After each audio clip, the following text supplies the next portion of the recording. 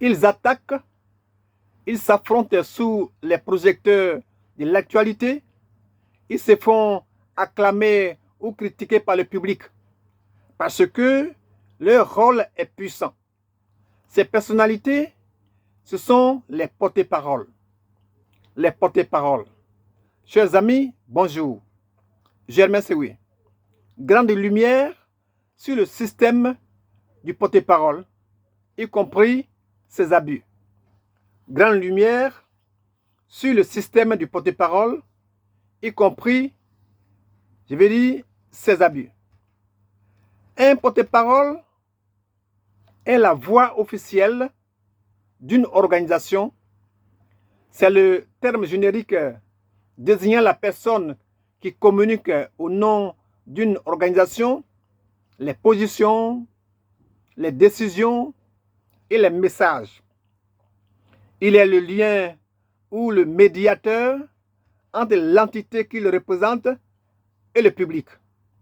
On parle de responsable de relations publiques, de responsable de la communication, du directeur de la communication et dans une certaine mesure du chargé de la presse. Donc, qui est lui chargé précisément de relations avec les médias. Mais le terme porte-parole désigne à la fois la personne qui assume le rôle et la fonction qu'elle occupe. Donc, le porte-parole, c'est la personne et la fonction. Alors, parlons du fonctionnement et de l'importance du porte-parole. Le porte-parole fonctionne comme un intermédiaire essentiel facilitant la communication. Sa capacité à transmettre des messages clairs et cohérents est cruciale pour maintenir une image positive de l'organisation. Mais quelles sont les attributions habituelles du porte-parole? Alors, les attributions traditionnelles du porte-parole incluent la préparation et la diffusion de communiqués de presse, la réponse aux questions des médias et la gestion des crises de communication. Il joue un rôle clé dans la formation de l'opinion publique. Chers amis, il y a parfois des abus et des dérives dans l'exercice du porte-parole. Oui, le porte-parole doit naviguer entre l'information et la désinformation.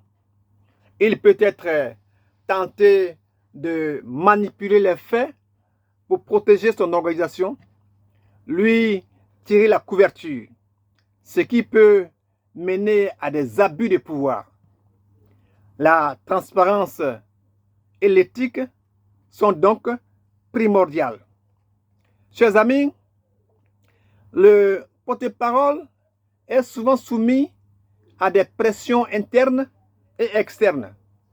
Il peut être influencé par des intérêts politiques, économiques ou autres, comme je veux dire, compromettant ainsi son impartialité.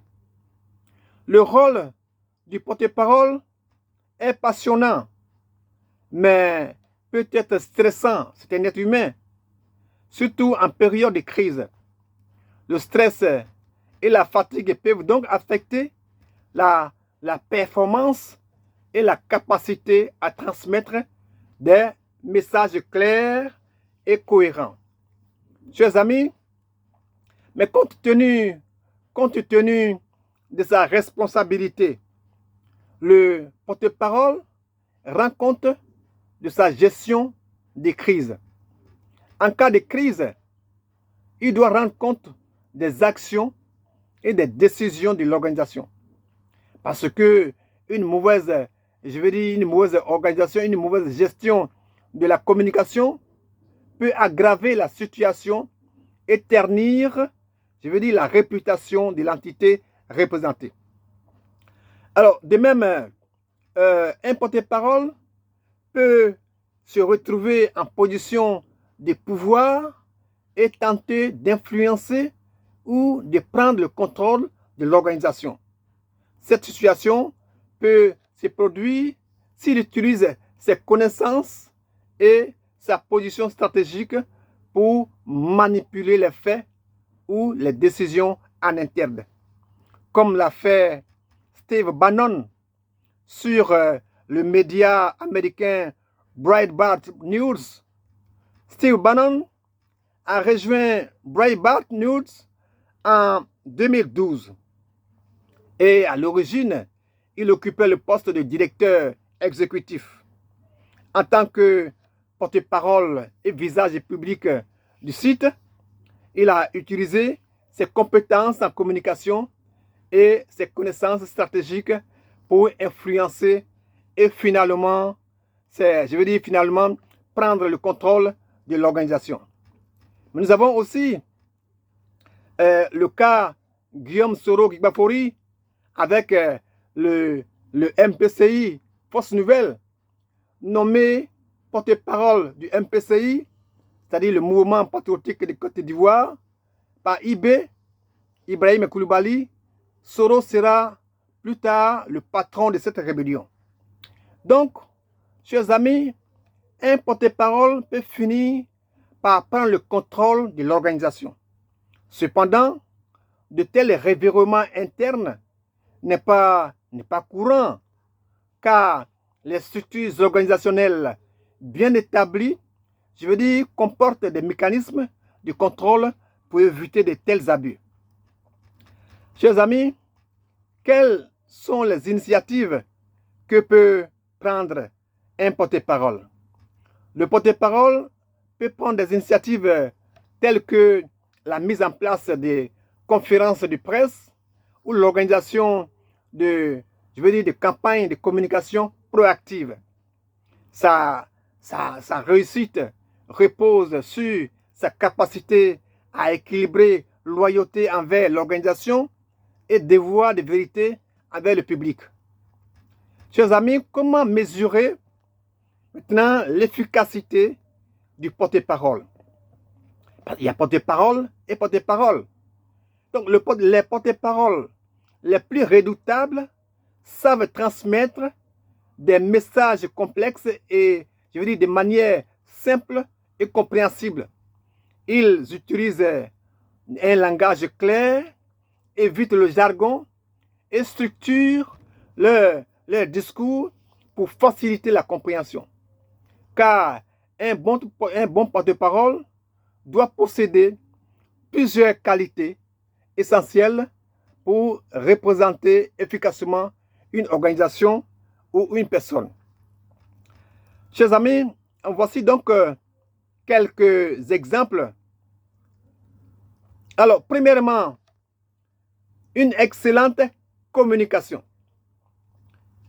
Le porte-parole doit savoir s'exprimer clairement et de manière concise, aussi bien à l'écrit, du moins aussi bien à l'oral qu'à l'écrit.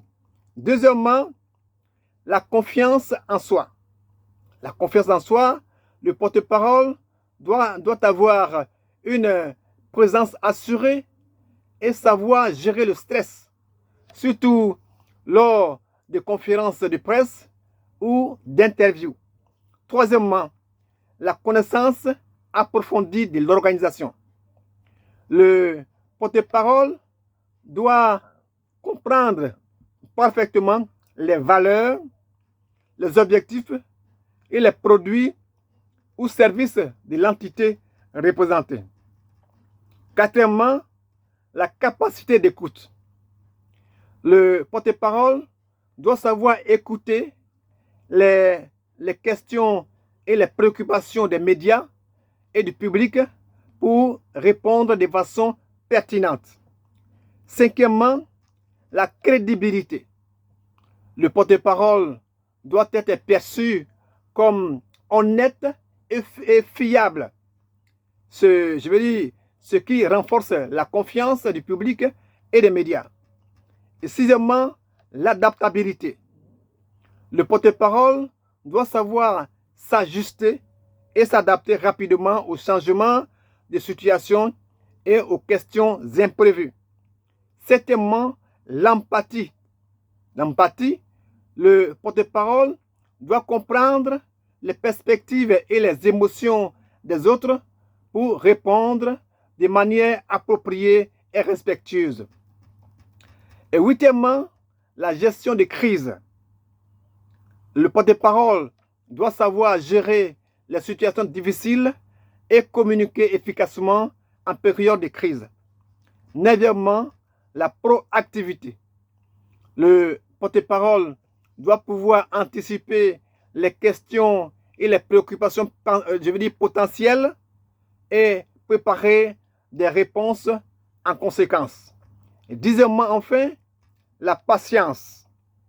La patience, le porte-parole doit pouvoir rester calme et posé, même face à des questions répétitives ou provocatrices. Chers amis, on peut retenir que le rôle du porte-parole est essentiel et complexe, mêlant communication, gestion des crises et influence. Bien que puissant, il peut être source d'abus s'il manque d'éthique et de transparence. Sa réussite repose sur l'équilibre entre, loyauté et vérité, et sa capacité à représenter fidèlement son organisation face au grand public. Germain Sevo vous salue.